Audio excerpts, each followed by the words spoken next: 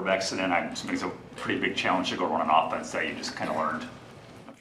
Yeah, it seemed for the most part it was pretty efficient for day one. I don't recall many snaps on the ground, and that's one thing that you're always concerned about. But I thought they operated and got in and out of the huddle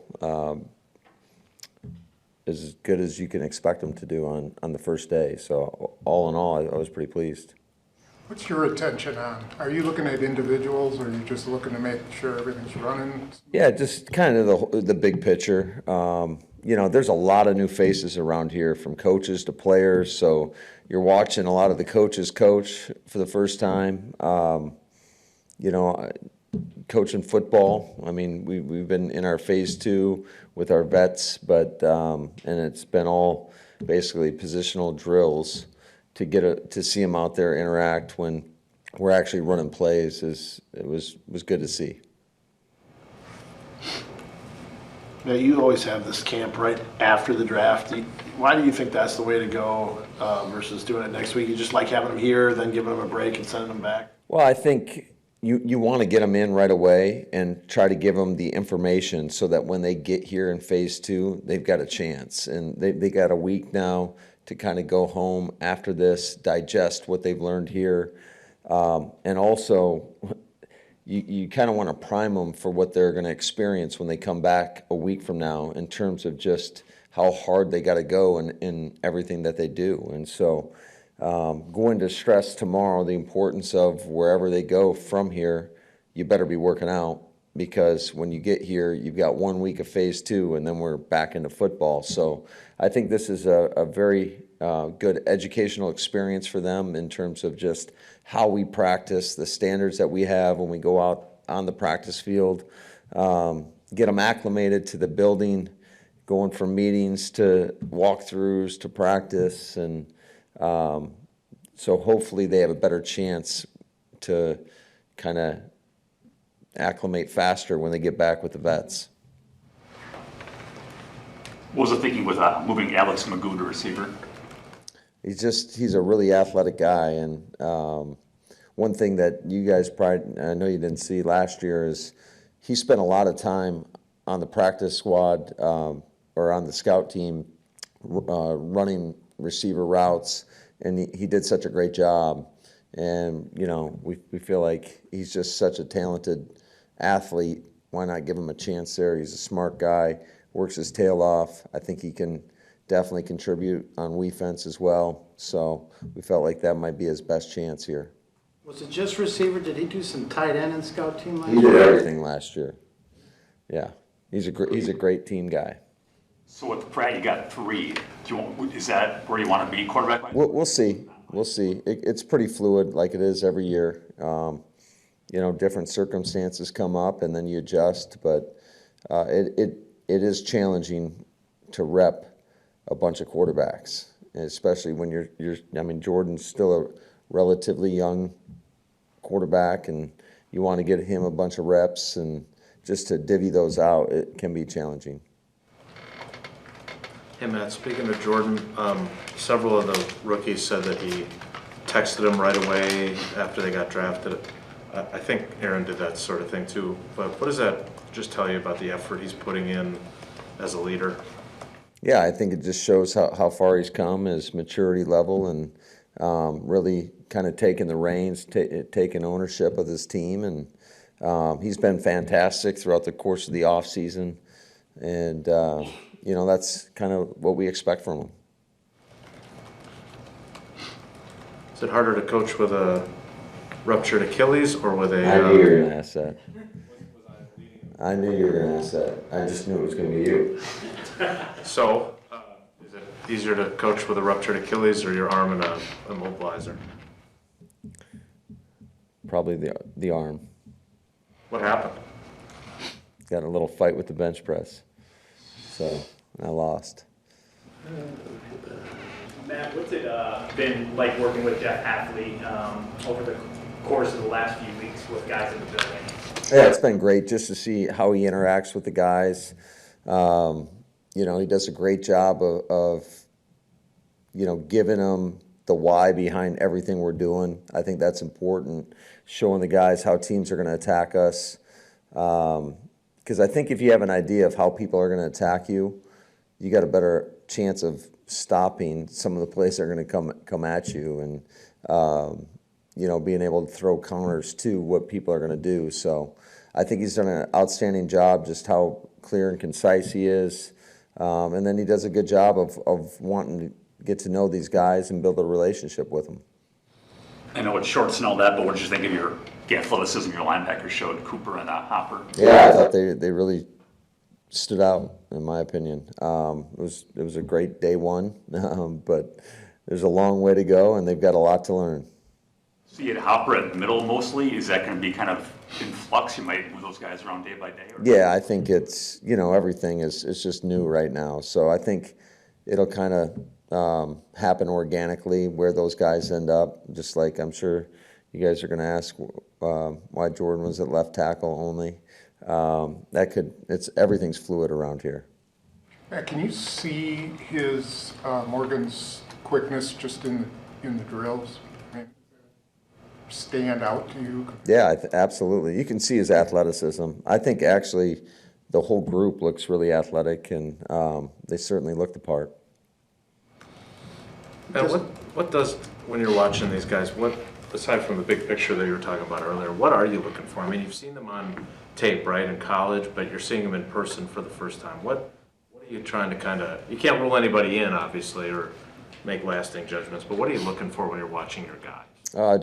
Well, first of all, it's just good to get them in the building to start to form a relationship with these guys and find out what they're all about and try to push them to be their best. And but just you want to see how everything they do from the meeting room to on the field, and how they compete. I think that's huge for us. I think in my time here, the Goody and his crew do such a great job of bringing in high character, especially high football character individuals, guys that truly love the game, that want to be great, and that makes our job a hell of a lot easier.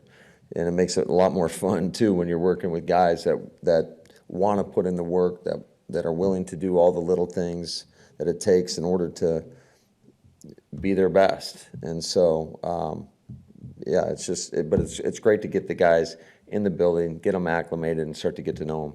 Matt, I think there's a handful of guys back from the practice squad last year. Just what kind of value do you think there is with them being here too, and kind of going through this process with the rookies? Yeah, we have 15 guys out there that are zero pension guys that have been here, and it's good because they kind of know the standard of how we operate and what's expected, and they can kind of lead the way.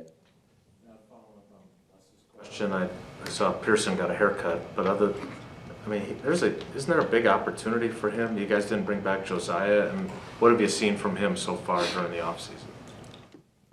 Yeah, Henry's a guy that always busts his butt. I think there's a great opportunity for everybody here, quite frankly, and that's one of the things that we talk to the team about. And it doesn't matter, first rounder, on UDFA, if you're a tryout guy, you're here for a reason. You got an opportunity, and it's really on them to go out there and showcase what they can do. And you got 2 days to leave a pretty good impression.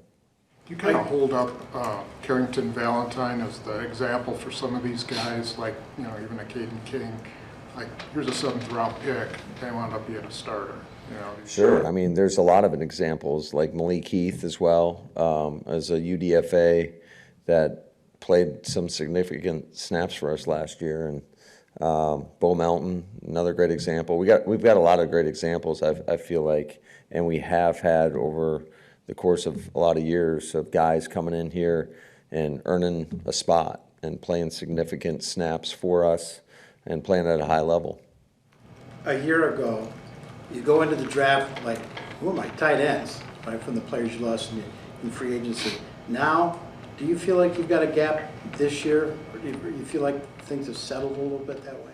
Yeah, I would say from an offensive perspective, it wasn't just the tight ends. I mean, it was the wide receiver room as well. There were some unknowns, I would say, and to have a much clearer picture allows you to plan a lot more effectively. And but I mean, everything's fluid, like I said earlier, and things will naturally progress as we go, and we'll adapt and adjust, but that's the nature of our game. You have to, but it is exciting to have everybody back, kind of knowing the strengths and weaknesses of each individual and really trying to focus. And one thing we do for all our guys is when we get them back is, hey, here are the things that you did really well, and here are the 1 to 2 things that you need to work on in order for you to take your game up to the next level. And then once they accomplish that, we'll find 1 or 2 other things that they need to work on to push them even further. Hey, Matt, with the 2 young safeties, Bullard and Williams, are you trying to find out who fits where, or are they both going to have to learn both free and strong safety? Yeah, right now, in a perfect world, again, we'd rather not have a guy just, hey, you're the free safety, you're the strong safety. There's a lot of tells that come with that for opposing offenses. So if you can have a left safety and a right safety in a perfect world, that'd be great. But, there's a lot of competition here right now. And so we'll let those guys battle it out. And obviously the one guy that that's going to be out there is McKinney. X he's looked great through phase 2, and just you really see the value of a veteran guy that he's a great leader. And if you would have saw him in workouts this last week, you would have been super impressed. I certainly was.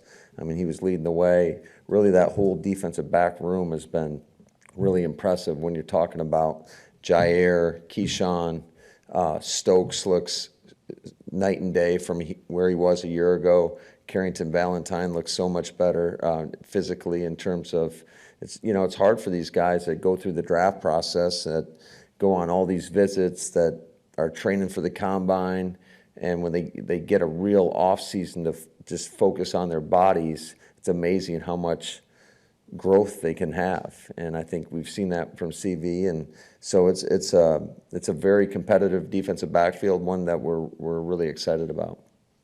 You'll have some discussions about some of the tryout guys? Oh, absolutely. That's always, yeah. Matter of fact, we had some discussions out on the field today, so they've already started. I think it is best when you got to go back and watch the tape to really get a better vantage point of how they performed. But some guys flash out there on certain plays, and it sparks your interest. And as long as they're out there on the field and they have an opportunity. What is it that catches your eye? When you're looking at that, you say some guys flash or whatever. Like what do you see with that gets your attention? Oh, we had one guy had a one-handed grab out there that was pretty impressive. It could be a runner making a nice cut. It could be just watching the athleticism of some of the players, whether it's, maybe it's somebody up front, quick off the ball, or just seeing guys redirect. I think we do Rich does a great job in his drills of doing some full cover drills that you can really kind of see some of the guys' athleticism, just their change of direction skills.